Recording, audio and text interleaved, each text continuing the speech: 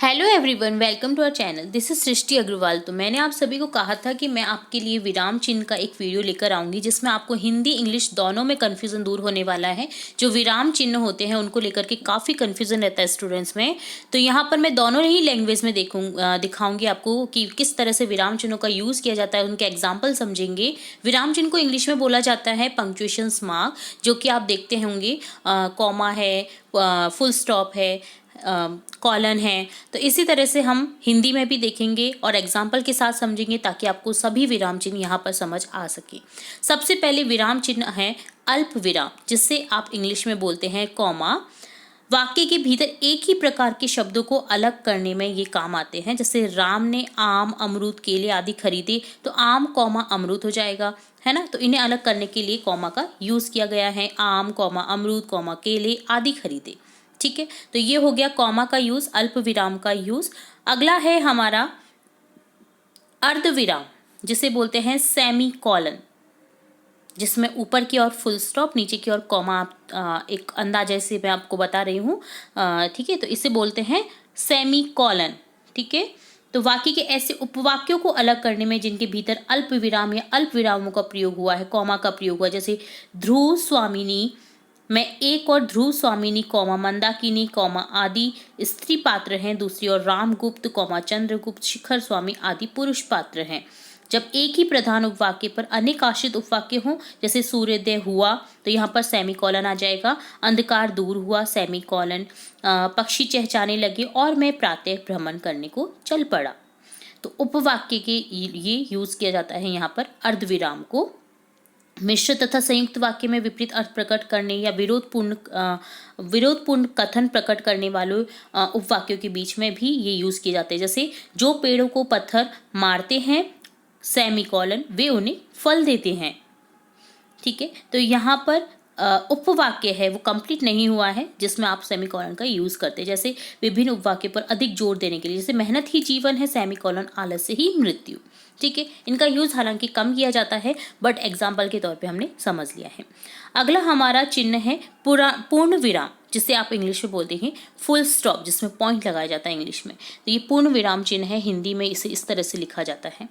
तो साधारण मिश्र या संयुक्त वाक्यों की समाप्ति पर ये यूज किए जाते हैं। जैसे मजीद खाना खाता है, राम पढ़ता है, जैक्सन पढ़ेगा किंतु जूली खाना बनाएगी, पूर्ण विराम। उसने बताया नहीं कि वह कहाँ जा रहा है, पूर्ण विराम लगता है यहाँ पर। अप्रत्यक्ष प्रश्न वाक्य के अंत में भी पूर्ण विराम लगता है। ठीक है, तो ये पूर्ण विराम हो गया, जिसको इंग्लिश में बोलते हैं आप फुल स्टॉप।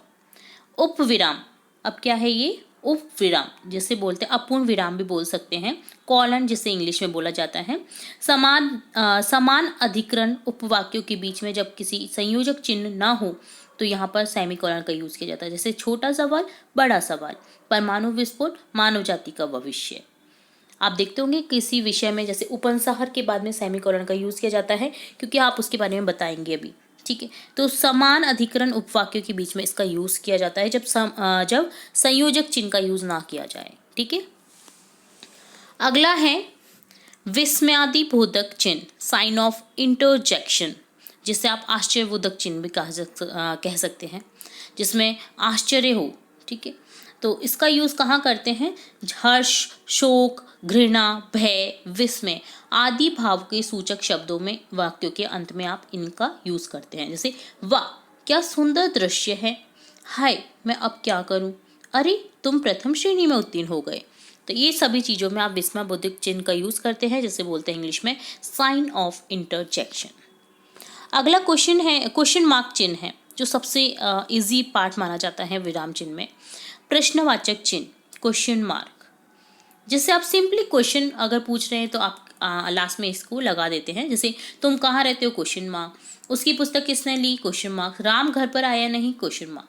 एक ही वाक्य में कोई प्रश्नवाचक उपवाक्य हो, सभी एक ही प्रधान उपवाक्य पर आश्रित हो, तब प्रत्येक उपवाक्य के अंत में अल्प विराम का प्रयोग करने के बाद सबसे अंत में इसका यूज किया जाता है। जैसे गोविंद क्या करता है, कॉमा, कहाँ जाता है, कॉमा, कहाँ रहता है, यह तुम क्यों जानने के इच्छुक हो, प्रश्नवाचक चिन्ह। ठीक है, तो इस तरह से ये प्रश्नवाचक चिन्ह का यूज होता है। अगला है कोष्टक, ब्रैकेट। तो ये कहाँ पर यूज किए जाते हैं आप समझिएगा। ये वहाँ यूज़ किए जाते हैं जहाँ पर किसी पद का अर्थ स्पष्ट करने हेतु मुंह की उपमा मयंक चंद्रमा से दी जाती है। नाटक में पात्र के अभिनय के भाव को प्रकट करने के लिए, जैसे खिन्न होकर, ये कोष्टक में लिखेंगे, मैं क्या करूं, ठहर कर, कोष्टक में बंद कर दिया, किंतु नहीं, मुझे विवाद करने का अधिकार नहीं। इस तरह की यूज करते हैं कोष्टक। कोष्टक 3 प्रकार के होते हैं, छोटा, मंझला और बड़ा कोष्टक, जिसे आप देख पा रहे होंगे। एक ये जो छोटा ब्रैकेट कहते हैं इसे, ब्रैकेट यानी कोष्टक को बोला जाता है। तो ये देखिए स्मॉल ब्रैकेट है। इसी तरह से मंझले को इस तरह से लिखा जाता है और बड़े को इस तरह से लिखा जाता है। तो ये आप समझ चुके होंगे, ये हो गया आपका कोष्टक। ठीक है, अगला है योजक चिन्ह, हाइफन जिसे बोलते हैं, जिसे आप जो आपके समास चिन्ह होते हैं ना, द्वंद्व समास जिसमें यूज किया जाता है इस चिन्ह को, तो ये भी बहुत ही इंपॉर्टेंट चिन्ह है। तो शब्दों को जोड़ने के लिए द्वंद्व और तत्पुरुष समास में इसका यूज किया जाता है, जैसे सुख दुख, सुख और दुख, माता पिता, माता पिता के बीच में योजक चिन्ह लगा रहता है, जिसे अलग करेंगे तो माता और पिता हो जाएगा। प्रेम सागर, पुनरुक्त शब्दों के बीच में, जैसे पात पात, डाल डाल, धीरे धीरे, ये सभी इनमें यूज किए जाते हैं। सा सी से के पहले, जैसे भरत सा भाई, यशोदा सी माता। अक्षरों में लिखी जाने वाली संख्या और उनके अंशों के बीच में भी इसका यूज किया जाता है, जैसे 1/3, एक योजक चिन्ह चौथाई, है ना। तो इस तरह से इसका भी यूज किया जाता है। योजक चिन्ह को बोलते हैं इंग्लिश में हाइफन। तो आप समझ चुके होंगे ये क्या है, हाइफन। अब आप इंग्लिश में आप इससे सोचते हैं कि अरे इसको क्या बोलेंगे इंग्लिश में, तो इसको बोलेंगे हाइफन। ठीक है, अब आ जाएगा अगला अवतरण या उद्धरण चिन्ह, जिसे आप इंग्लिश में बोलते हैं इन्वर्टेड कॉमा।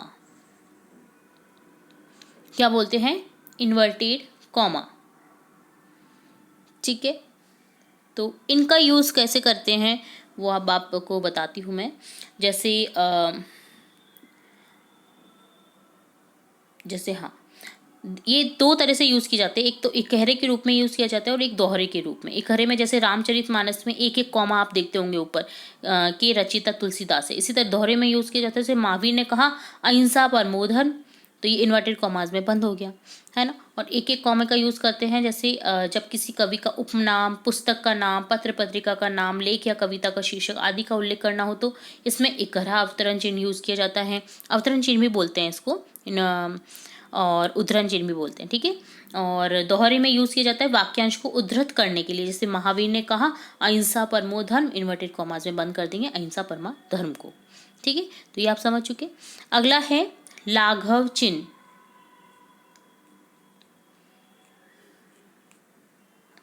तो लाघव चिन्ह का यूज कैसे करते हैं ये मैं आपको बताऊंगी।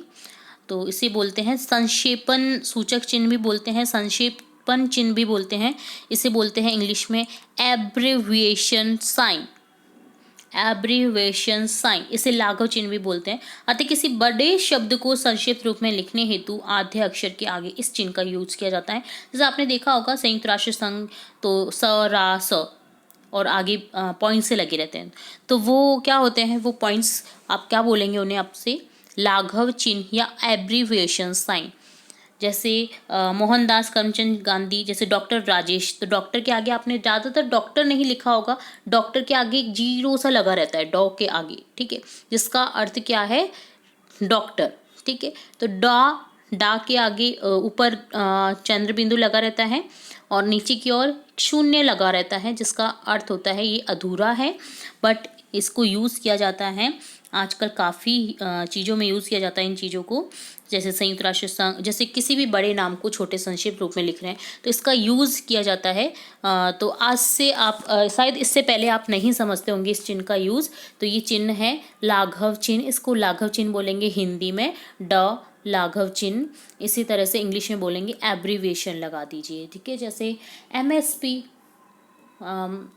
जैसे किसी भी शॉर्ट, जैसे महेंद्र सिंह धोनी है उनको शॉर्ट करेंगे हम MSD बोलेंगे, तो MSD में जो आगे पॉइंट सा लगा रहता है वो ही होता है एब्रीविएशन साइन, लाघव चिन्ह या संक्षेप सूचक चिन्ह। ठीक है, अगला चिन्ह है विवरण चिन्ह या आदेश चिन्ह। इस चिन्ह को भी आप बहुत बार देखते होंगे, जब किसी कही हुई बात को स्पष्ट करने या उसका विवरण प्रस्तुत करने के लिए वाक्य के अंत में इसका यूज किया जाता है। जैसे पुरुषार्थ 4 है, विवरण चिन्ह लग गया। धर्म, अर्थ, काम, मोक्ष। इसी तरह से निम्न शब्दों की व्याख्या कीजिए, विवरण चिन्ह लगा रहता है, जैसे सर्वनाम, विशेषण, है ना। तो ये उस चीज़ के लिए यूज़ किया जाता है। साइन ऑफ फॉलोइंग, आगे फॉलोइंग कर रहे हैं हम, आगे फॉलो करना है हमें, तो इसका हिंदी अर्थ होता है विवरण चिन्ह, आदेश चिन्ह, जैसे इंग्लिश में बोलेंगे साइन ऑफ फॉलोइंग।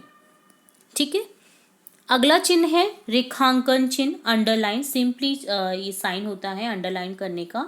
जिसे आपने देखा होगा, आप रेखांकन चिन्ह करते होंगे, एग्जाम पेपर में आपको बोल दिया जाता है रेखांकित कीजिए, या और भी बहुत सारी जगह पे ये यूज़ किए जाते हैं रेखांकन चिन्ह। तो इनका यूज़ कैसे करते हैं आप?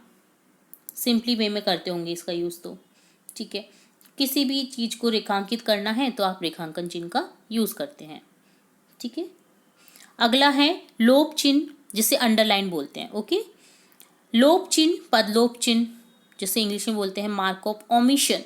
ओमिशन आपने देखा होगा, जैसे तुम्हारा सब काम करूंगा dot dot dot dot dot dot, है ना, पूरा नहीं लिखा होता है। जैसे आपको एक पैरा दे दिया होता है कि इस पैरे को आपको पूरा करना है आपको, तो उसमें क्या लगा रहता है, इसी तरह से डॉट डॉट डॉट लगे रहते हैं। लोप चिन्ह, पदलोप चिन्ह का यूज़ किया जाता है। मार्क ऑफ ओमिशन का यूज़ किया जाता है, जिसमें आपको लिखना होता है। जितने समय लेखक ना कुछ अंश छोड़ देता है, उस छोड़े हुए अंश के स्थान पर एक्स एक्स एक्स या डॉट डॉट डॉट डॉट लगा देता है। ठीक है। तो इसे बोलते हैं लोप चिन्ह या पदलोप चिन्ह। ठीक है। अगला है पुनरुक्ति चिन्ह, बोल दीजिए या बोल दीजिए इसे त्रुटि पूरक चिन्ह, सॉरी, पुनरुक्ति सूचक चिन्ह, रिपीट पॉइंटर सिंबल। रिपीट करने का साइन रहता है। ठीक है। यानी कि रिपीट होने वाली है वो चीज़, पुनरुक्ति। जब ऊपर लिखी किसी बात को ज्यों का तो नीचे लिखना हो ना, तो उसके नीचे पुनः वही ना लिख करके इस चिन्ह का यूज़ किया जाता है। जैसे श्री सोहन लाल, श्री गोविंद लाल, तो यहाँ पर आप इसका यूज़ कर सकते हैं। तो आपने देखा होगा पूरी लाइन जैसे एज इट इज़ लिखी हुई है, और हमें अगर वो नीचे लिखनी है तो हम इस चिन्ह का यूज़ करते हैं जनरली। ठीक है। एग्जाम में नहीं, जनरली यूज़ करते हैं, जिसका अर्थ होता है पुनरुक्ति सूचक चिन्ह या रिपीट पॉइंटर सिंबल। यानी सेम लाइन आपको फॉलो करनी है नीचे भी, तो लिखने की जरूरत नहीं पड़ती है लाइन को, और ये साइन लगा दिया जाता है। ठीक है। अगला साइन है हंस पद, विस्मरण चिन्ह या त्रुटि पूरक चिन्ह भी कह दीजिए। ऑब्लिवियन साइन बोलते हैं जिसका यूज़ बताती हूँ मैं आपको। इसे विस्मरण चिन्ह भी कहते हैं। अतः लिखते समय यदि कुछ लिखने में रह जाता है, भूल हो जाती है हमें लिखने में, तो इस चिन्ह का प्रयोग कर ऊपर उस शब्द या वाक्यांश को लिख दिया जाता है। आपने देखा होगा, हम कोई चीज़ भूल जाते हैं ना उस लाइन में लिखना, तो हम ये वाला साइन कर देते हैं और ऊपर वो वर्ड लिख देते हैं, वो शब्द लिख देते हैं जिसे हम भूल गए लिखना। जैसे मुझे आज जाना है, तो मुझे आज कहाँ जाना है मैं वो बोलना भूल गई हूँ, तो यहाँ पर मैं साइन लगा दूंगी आज के बाद में ये वाला विस्मरण चिन्ह या हंस पद को, और लिख दूंगी मुझे आज अजमेर जाना है। ठीक है। तो ऊपर की ओर साइन करने वाला जो साइन देखा है ना आपने, चिन्ह देखा है, वो होता है विस्मरण चिन्ह, त्रुटि पूरक चिन्ह या हंस पद। ठीक है। इसका भी यूज़ करते हैं स्टूडेंट्स जनरली एग्जाम में। जब हम किसी शब्द को उस लाइन में लिखना भूल जाते हैं तो हम इस तरह का साइन बना करके ऊपर लिख सकते हैं। ठीक है। अगला है अवग्रह दीर्घ उच्चारण चिन्ह, लॉन्ग प्रोनाउंसिएशन साइन। तो दीर्घ उच्चारण जब किसी चीज़ का किया जाता है ना, जैसे देखिए ओ की ध्वनि है ना, हमें बहुत बार बोलनी है, तो हम इसके ओ के आगे इस तरह का साइन लगा देते हैं। आपने देखा होगा जनरली हिंदी में कई जगह इस चिन्ह को देखने को मिला होगा आपको। तो ये चिन्ह वहाँ पर लगा रहता है जब उस चीज़ को दीर्घ उच्चारण किया जाना होता है। ठीक है। तो ये चिन्ह उस जगह पे यूज़ किया जाता है। तो ये भी आपने देखा होगा, जैसे ओम के बाद में आपने ये वाला साइन देखा होगा जनरली, है ना। इसके अलावा आप जिस भी चीज़ को बोल रहे हैं काफ़ी ज़्यादा में, तो उस दर यहाँ पर ये यूज़ किया जाता है दीर्घ उच्चारण चिन्ह या अवग्रह का। अगला है तुल्यता सूचक चिन्ह, जिसका इंग्लिश में वर्जन होता है इक्वल साइन, जो कि जनरली आप इक्वल जब भी किसी चीज़ को बोलते हैं, जैसे किसी शब्द के समान अर्थ बतलाने या समान मूल्य या मान का बोध कराने हेतु इस चिन्ह का प्रयोग किया जाता है। जैसे भानु इक्वल चिन्ह हो जाएगा। जैसे भानु के बराबर क्या हो गया, सूर्य। भानु का पर्यायवाची शब्द सूर्य हो गया, तो बराबर में है, समता सूचक बता रहा है, तुल्यता बता रहा है, तो इसका यूज़ किया जाता है। जैसे 1 रुपया बराबर 100 पैसे, है ना। तो बराबर वाले साइन को बोलते हैं तुल्यता सूचक चिन्ह, जैसे इंग्लिश में बोलते हैं इक्वल साइन। लास्ट है निर्देशक चिन्ह, दशा साइन, जो कि सिंपली दशा बताने के लिए इसका यूज किया जाता है।